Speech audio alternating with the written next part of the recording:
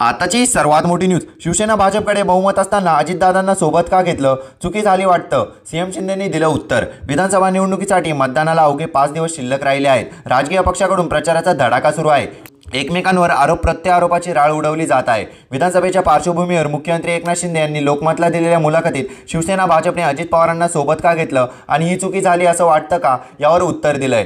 तसंच विधानसभेनंतर सर्व समीकरण दिसणार का यावेळी त्यांनी स्पष्ट शब्दात सांगितलं की महायुतीला बहुमत होईल, त्यामुळे इतर कोणत्याही पक्षासोबत युती करण्याची वेळ येणार नाही.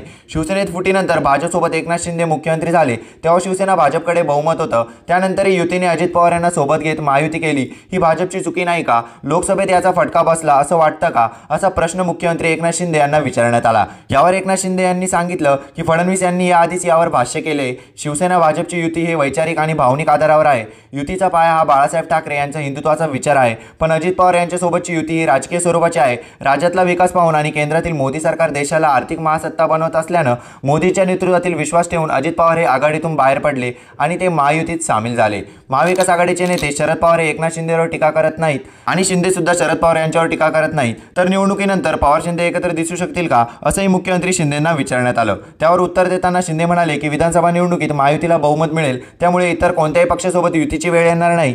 आमची महायुती वैचारिक अधिष्ठानावर झाली आहे. शिवसेना प्रमुख बाळासाहेब ठाकरे यांच्या विचारावरच हे सरकार आहे. अशाच नवीन व्हिडिओ बघण्यासाठी आपल्या चॅनलला लाईक आणि सबस्क्राईब करायला विसरू नका.